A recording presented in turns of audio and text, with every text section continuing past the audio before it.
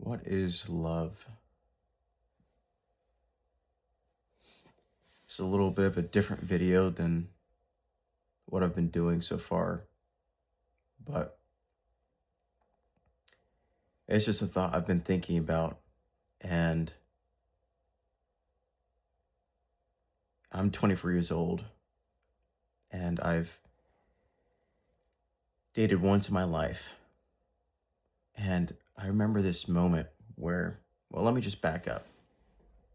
For me, I think the concept of love started way back when I was really young, like maybe 11 and up. It's a rough guesstimate. And I was an avid reader, and I would read these books, and a lot of them were like, really young books where it was like about, young love, nothing super intense, but like it started this idea of love. And through books, and then especially through movies as I got older, I would see love being, or I would see things that would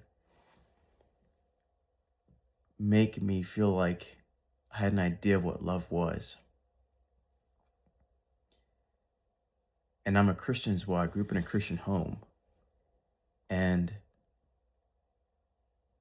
love is, for any of you who are Christians, you know that it's a very powerful and talked about theme in Christian circles and in the Bible.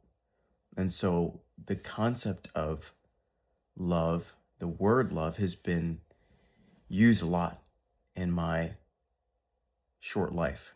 And so this idea has always kind of been there. And it's crazy because, with all the sermons and all the conversations that I've had about love, like at Bible school, paled in comparison to this one moment. I was this girl I was dating at the time. Um, she was this gorgeous, exquisite creation. She was amazing. Um, and I had she was in another country. She's in a country called Thailand, and I flew over there to visit her after I got out of boot camp. And one day I went with her to watch some of the kids that she was taking care of. They were playing soccer, and so we were sitting in the grass, right? And this is like straight out of a movie. Looking back, this feels straight out of a movie. But we were sitting in the grass and we were talking, and I forget even what. It sounds really typical of a guy to say this, but I forget exactly what she was saying. She was, I know the topic was about our appearances, like how we look to people, and she was saying something about her own appearance, and the way she was saying it, I could tell that like she was wanting me to affirm like her appearance, affirm how I felt about her, how I felt that she looked, and I didn't I I remember saying something about how I thought she was really pretty and really beautiful, but the thought hit me all of a sudden that like, what does this mean? Here it is. I'm sitting with this girl I can't even believe that I am privileged to get to know. And do I love her? And what does it mean to love? How do I know that I love her? How do I know when I have crossed from a a strong affection, a strong feeling to love. And more than any sermon I've ever listened to, more than any conversation I've had with someone, that moment, I don't know if I ever forget that, because it was like an arrow to my heart. And it just blew my mind open, because you hear love talked about all the time. The word love is thrown around so much. I love cake, and I love this person, and send this person my love. And it just, you don't even know what it means. And as a young person, to be dating this girl, and I wanted to do what was right. I wanted for it to go right. And obviously love is like one of the most key feelings in that whole process. And so, I wanted that process to go right, And yeah, I I missed the moment there, because she was not an analytical person, and obviously I am. And that was not the moment. I mean, you're probably thinking this already now. Bruh, that was like not the moment to be getting analytical. And I realize that now, and I kind of knew it in the moment, but I was so awestruck by that thought that I didn't even know how to handle it very well. And so, yeah, anyways, it wasn't great. But I was just thinking about, this topic, because I just got finished watching uh, a romance movie. I don't know if you call it a love movie, romance movie. And if you want to know which one it was, you can comment in the section below. But it made me think about, we're just watching the dialogue between these two characters. It made me think about, like, what is love? Some of the things they were saying, it just seemed so off. So it had uh, it wore the clothes of genuineness, but if you looked close enough, you could tell that it wasn't legitimate. And I just sat there, and it hit me again. It was like, what is love? Love is, every single one of us want to be loved. I don't care if you are the president of a country. I don't care if you were the lowest person in your sphere of influence. We all want to be loved. And the lengths we go to be loved is frankly, it's crazy. It's crazy. Like, we're so desperate to be loved. And yet this thing we're so desperate for, if you ask someone what is love, I think I even asked my girlfriend that, my ex-girlfriend that, I said, in that moment, I was like, what is love? And she didn't really know what to say. And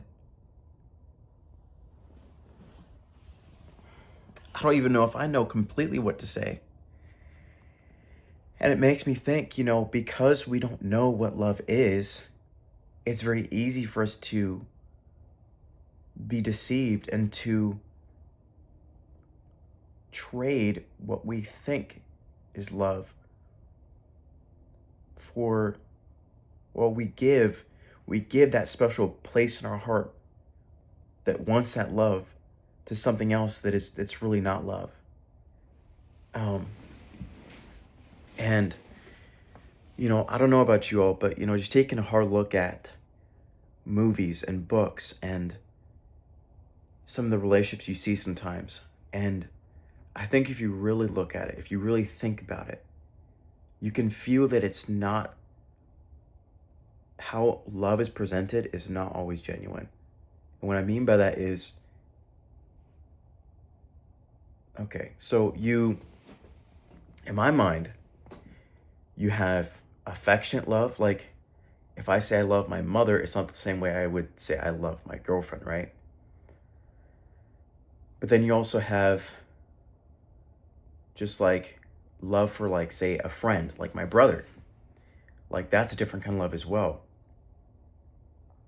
And I think while I'm not completely 100% sure on all the nuances of what love is, one thing I am very sure about is that love, true love, I don't think is completely self-serving. And what I mean by that is that if you look at these movies and you read these books, what they present as love is a lack of self-control. They really desire this other person. And so they go to extreme lengths for that person, and they can't control themselves, and it's portrayed as this passionate thing that they couldn't control themselves. And I'm not don't hear me saying that I'm just throwing passion to the wind. There is a place for that. It's a balance.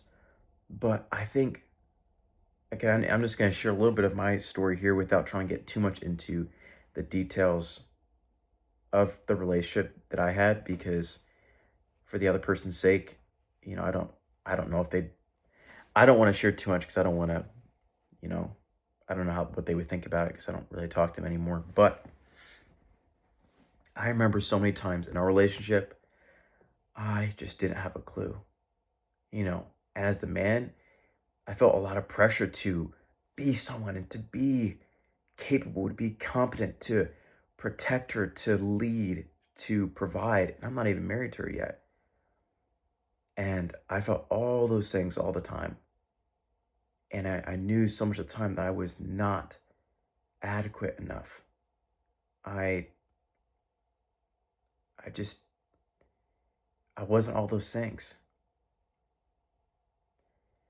And it was scary, and it was hard to deal with, because you still have to I still found myself having to, regardless of how I felt, I still had to, oh, I just cannot get comfortable. Let's try this. I still had to find a path forward. I still had to try to pursue this girl and try to grow my own self as a person. And where was it going with that? Yeah, I think what I was going to say is that I just I knew I really liked her. Like I said, she's beautiful. But the thing I struggled with was, like, when I was younger, outward beauty was everything to me. Even though I knew from people and books and whatever that obviously outward beauty is not everything, but that at a heart level, that's really had more control over me. As I got older, I realized that obviously or as I realized that truth that beauty is not just skin deep began to take more room in my heart and had more weight. And so, by this time I'm dating her, I'm in my 20s, and I knew that. And so I knew she was very beautiful. That was, you check that box off in 2 seconds. And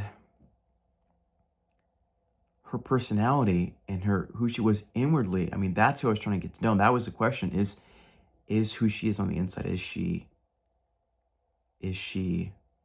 I want to say beautiful. Is she,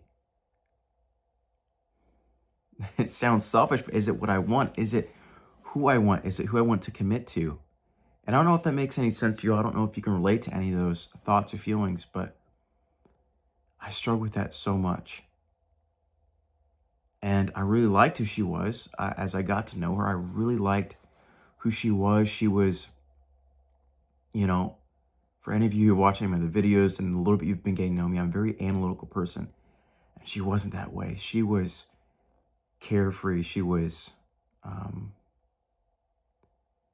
she didn't get down on the dumps too much. And she definitely didn't stay there too long. And she was just a very happy person. And that meant a lot to me because that's something I lack in. And yeah, but my question is who she was as a person. How do I know that, okay, so who this person is currently that I know of them, is this person worth me committing the rest of my life to? Is this person the one? And I didn't know what to do with that. And I got some counseling with a person that I knew. And one of the things they said that stuck with me forever was that you have to get to a point where you are committed to this person in spite of what they lack. And it sounds very simple, but it is so powerful because I think so much of the time we're looking for perfection, not consciously being like, yes, they have to be perfect. We would never say that, but it's almost kind of how we feel. And it's almost kind of what we hope for and expect even. And the reality is that no one is perfect. I am not perfect. You are not perfect. And so you can't hope for that. You can't expect that from other people. And so the question really then is what are you okay with living with? What are you okay with accepting? What are you okay with committing to? What imperfections in this other person are you committing to helping them grow, or committed, not even just helping them grow, because something else I've realized is you got to give people space to just be imperfect. Not always just, hey, you're imperfect, fix it. Hey, are you on the path to fixing it? Sometimes you just got to let people be people, and that's imperfect sometimes. But back to the whole love thing, I was just like, how do I know? Like, the feeling, like, I liked her. I knew that. I really liked her. And to really dissect that, what do you mean by like? I mean, there was obviously sexual attraction there, right? But also there was emotional attraction and connection because of who she was. And there was, I would say, a fair amount of genuine friendship that we had grown with each other. And obviously didn't end up working out. But I share that kind of tidbit from my life is because, I feel like ever since then, I've been on an unfinished journey of figuring out what is love. What is love for the opposite gender, even specifically? Because friendship with, love for a friend, I've done some research on what love is, and some different languages like Greek and Hebrew, like they all have different, excuse me, they all have like different words for what we would call love. And I wish the American language had this because it would make it at least a lot more clear what love is, because it's like they have a word for the love between friends, like Greek, there's love between you and a friend. And then there's like uh, self-sacrificing love. I think that's agape, I want to say. Anyways, there's multiple different words for that. And Americans, we only have one word, love. So the love for a friend, I kind of get that. Just a strong bonding, a strong friendship, kind of. That's what I kind of get. But the love for the opposite gender, the love for hopefully the one for you, what is that? What is that? Movies spend millions of dollars trying to portray this, and books write about this. There's been thousands of books on what love is. And the little research I did on love, I was blown away, because there is, even out there's so much uncertainty yet as to what love is. So, what's the point of this video? I guess my thing is I just want to kind of share some of my thoughts and experience so far in my life, what love has, the questions I've had on love. But then I think more than that as well, I just want to, for whoever watches this video, I just want to tell you that one thing I know for certain that love is it's not self-sacrificing. Oh yes, I'm sorry. This is one thing else I wanted to mention as well. So with my story with this girl I was dating, right? So the reason why I brought the whole self-sacrificing thing is that I love this girl so much. I say this. I liked her so much that but that I also loved God. And I wanted this to be of God. And so I didn't want to put my selfishness and what I wanted before my relationship with God. And I didn't want something God didn't want for me. And I knew that if this girl wasn't the one for me, then if I really, really loved her, then I would let her go, because I know that the one for her is still out there somewhere. And I would love to go in more detail on that. Maybe I will later if I think about it more. Like I said, I don't want to share too much of the details from her side of things, but there are multiple times where I thought that I was doing the right thing by backing off. And what I mean by backing off, I could have pursued her. I could have stepped in certain situations, and I didn't, because I thought that, well, I knew the reason why I did was because I loved her, and I thought that would be communicated to her. But yet that's not how she always came. That's not always how she came to experience those situations. She was left feeling, does this guy really like me? Because I wasn't pursuing her as much or doing these certain things. And I still, to this day, I still wrestle with that. Should I have stepped in more? Or did I do the right thing and letting that over to God and God's control? And yeah, I don't know. So I say that to say that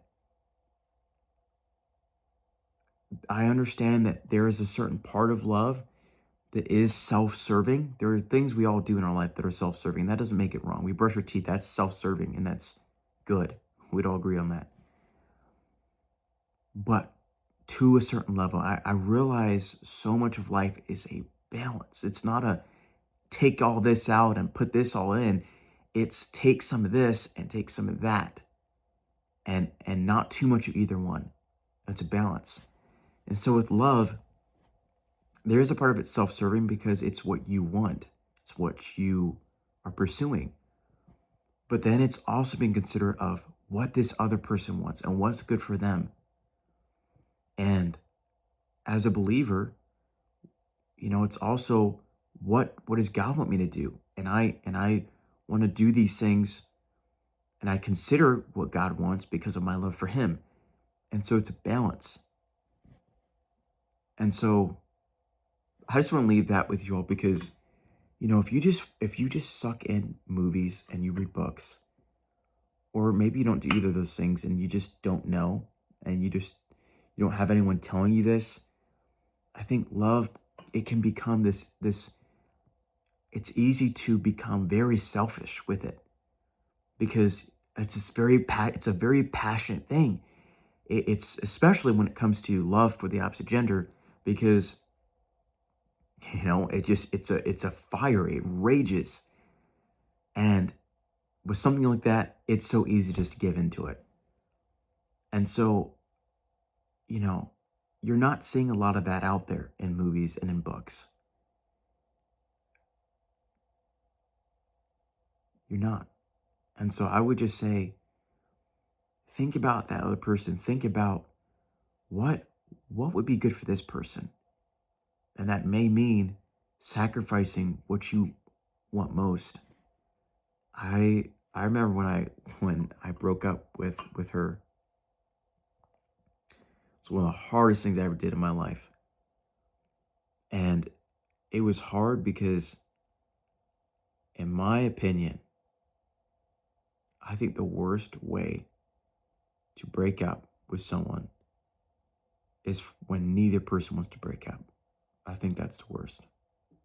It's one thing if one person wants to break up and the other person doesn't.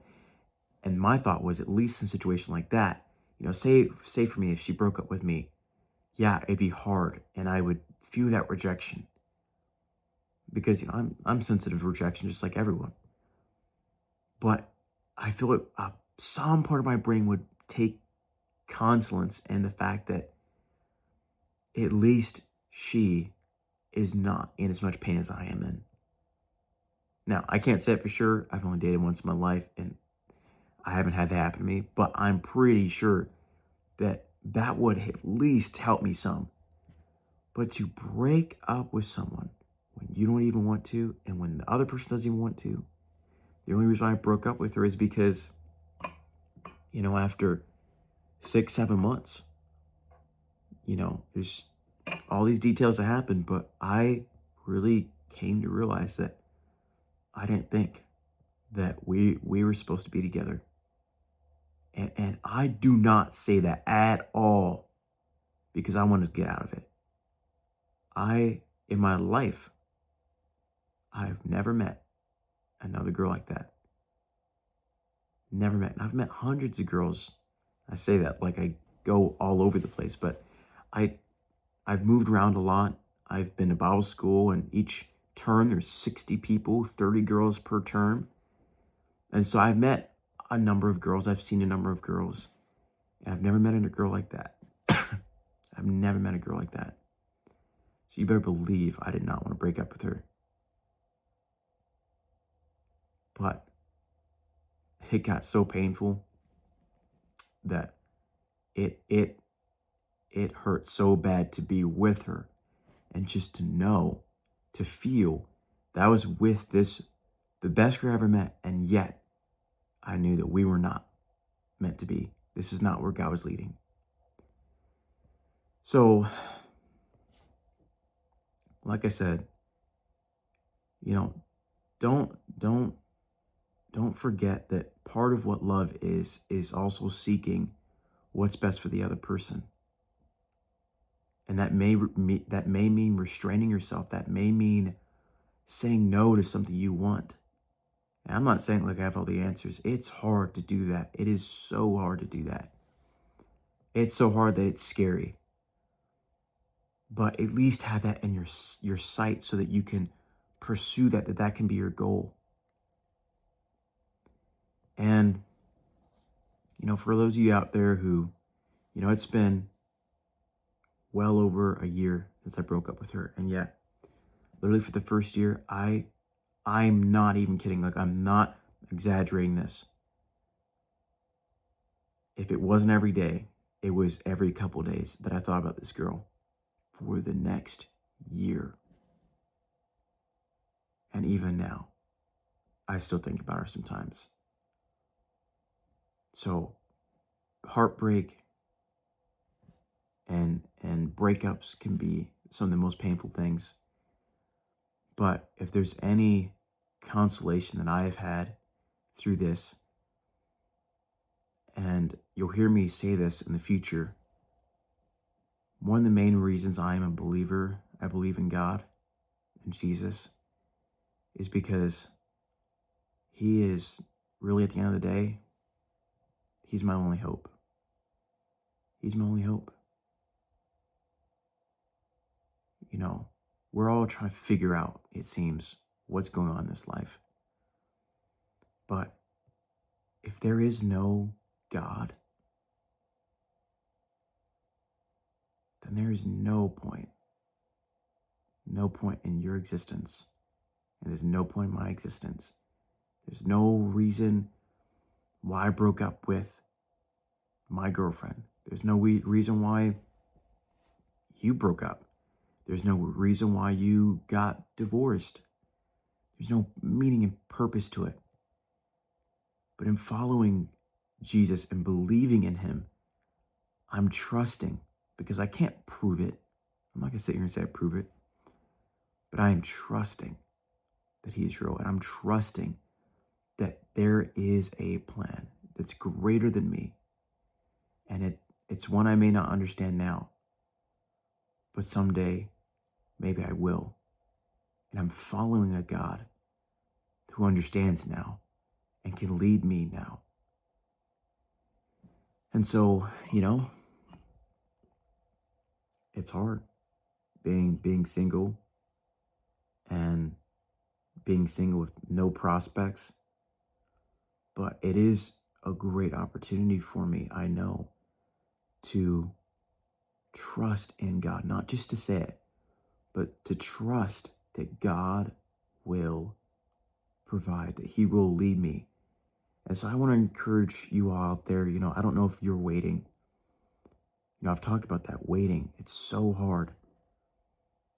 And I make mistakes all the time in my waiting period. But I want to encourage you to just keep that in your sights, to keep pursuing God. Keep trusting that God is going to make things clear for you. No, I'm not sitting here saying that I completely understand what love is and all the aspects of what love is. But just remember that it's not just about you. It's not. And so many of the times when you truly start to selflessly love someone, it is literally the key to getting, it makes them want to love you, do the things that you wanted from them from the start. So I'd love to hear if you all have any comments, maybe you have some differing opinions. Like I said, I'm not saying that I have it all figured out. So I'd love to hear if you have any comments. This is, a very new channel for me. And so I thankfully have the time, or there may be some, to maybe respond to some of your questions. And if you have anything else you'd like to know, feel free to ask away.